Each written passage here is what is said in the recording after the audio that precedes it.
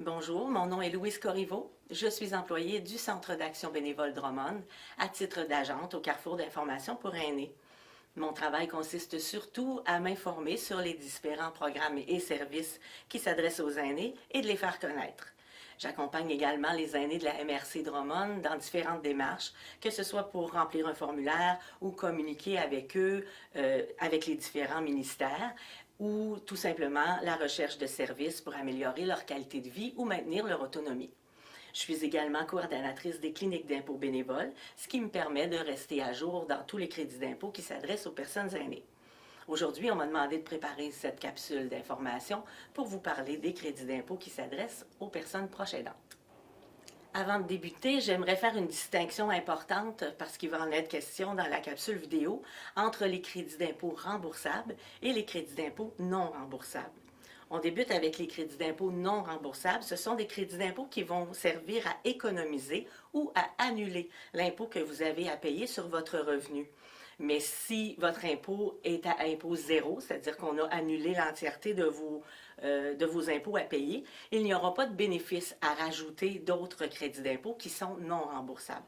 Tandis que les crédits d'impôt qu'on dit remboursables, ce sont des crédits d'impôt qui vont vous être payés, même si vous n'avez pas d'impôt à payer sur votre revenu durant l'année.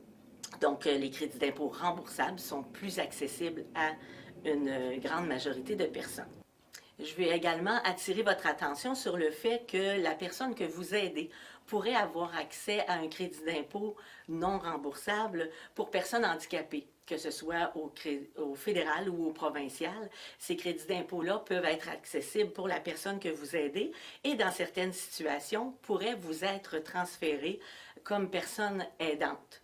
Donc, il suffit de vérifier auprès de la personne ou de l'entreprise qui produit vos déclarations de revenus pour savoir si dans votre situation, c'est un crédit d'impôt qui pourrait vous être bénéfique. Je débute par vous parler du crédit d'impôt qui s'adresse aux aidants naturels du fédéral. En premier lieu, le crédit d'impôt fédéral est un crédit non remboursable. Le nom officiel s'appelle le crédit canadien pour aidants naturels. Le critère principal, c'est que vous subvenez aux besoins de votre conjoint ou d'une autre personne à charge qui est atteinte d'une déficience physique ou mentale.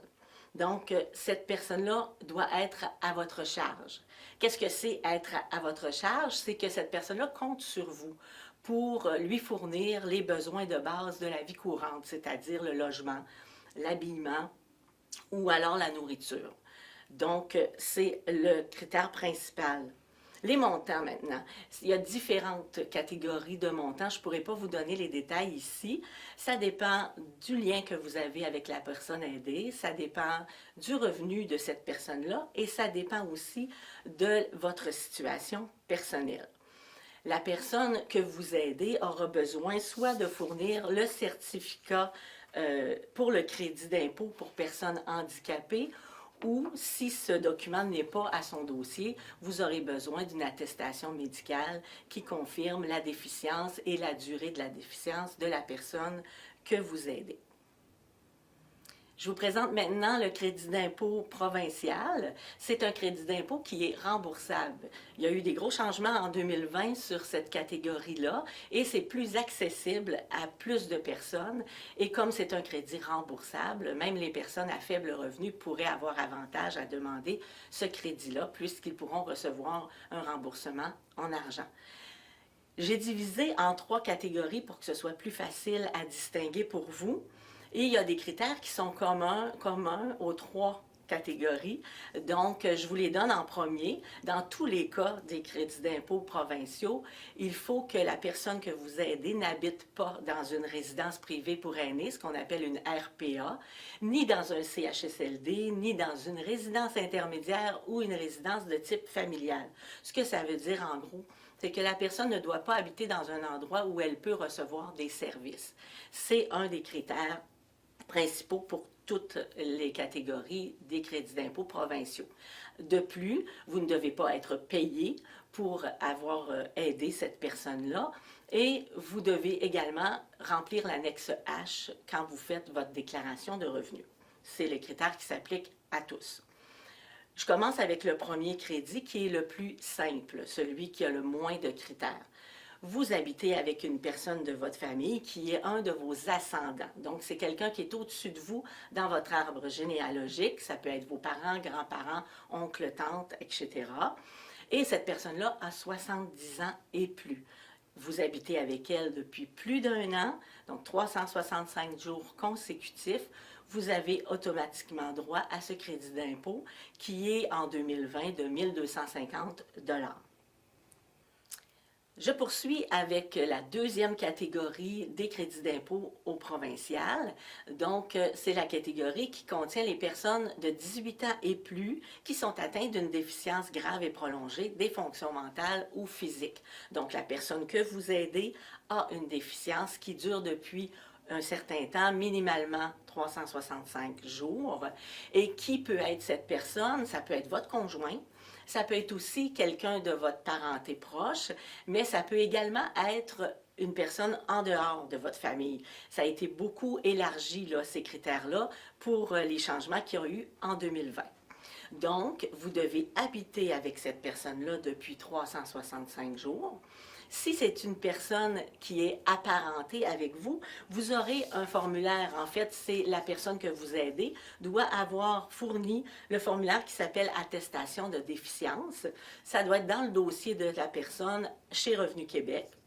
Ça vous permet à ce moment-là de pouvoir avoir accès au crédit d'aidant naturel. Si la personne n'est pas dans votre famille, vous devrez fournir un deuxième formulaire. Celui-là et le deuxième qui s'appelle l'attestation d'assistance soutenue. Ce formulaire-là doit être signé par vous, par la personne aidée et également par un professionnel de la santé qui vous désigne, vous, comme personne attitrée, en fait, on pourrait dire ça comme ça, pour vous occuper de la personne qui a besoin d'aide dans son quotidien. Donc, dans les activités courantes de la vie quotidienne, c'est-à-dire se nourrir, s'habiller, se laver, etc. On est vraiment dans une déficience qui est quand même importante. La personne a des limitations importantes. Si vous répondez à ces critères, le crédit d'impôt varie entre 1 250 et 2 500 $, dépendamment du revenu de la personne que vous aidez. Donc, c'est à l'intérieur de ce barème-là. Dans la troisième et dernière catégorie des crédits d'impôt du provincial, vous allez remarquer qu'il y a une grande similitude avec la deuxième catégorie. Donc, vous aidez une personne de 18 ans et plus qui est atteinte d'une déficience grave et prolongée, mais cette fois-ci, vous n'habitez pas avec elle. Donc, elle a sa résidence à elle, qui n'est pas, vous vous souvenez, dans une RPA, une résidence privée pour aînés, etc., mais elle habite son logement ou elle habite sa maison et vous lui apportez de l'aide soutenue. C'est quand même, la personne a des limitations importantes, elle a une attestation de déficience qui est la même que dans la deuxième catégorie. Donc, l'attestation de déficience est dans son dossier et vous l'assistez dans les activités courantes de la vie quotidienne, même si elle n'habite pas avec vous. Donc, vous avez avec elle un lien familial ou pas. Si vous avez un lien familial proche avec elle, vous aurez un seul formulaire à fournir qui est l'attestation de déficience. Vous devez apporter l'aide à cette personne pour une durée de minimalement 365 jours, donc une année complète, pour avoir accès au crédit. Si vous n'êtes pas apparenté avec cette personne, vous avez également le deuxième formulaire qui est l'attestation d'assistance soutenue qu'on a vu tantôt, que vous devez également fournir dans le cas où ce n'est pas une personne qui vous est apparentée. Les montants sont différents également dans cette catégorie-là. Ils peuvent varier de 0 à 1 250 $. Donc, si il est nul, c'est parce que le revenu de la personne que vous aidez sera plus élevé et sinon, ça peut aller jusqu'à 1 250 $. C'est ce qui met fin à cette capsule d'information. J'espère qu'elle vous a été utile.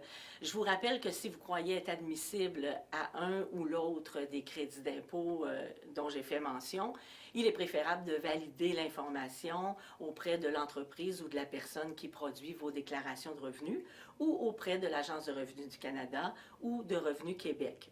Vous allez voir les coordonnées apparaître à l'écran, ainsi que celles du Centre d'action bénévole Drummond.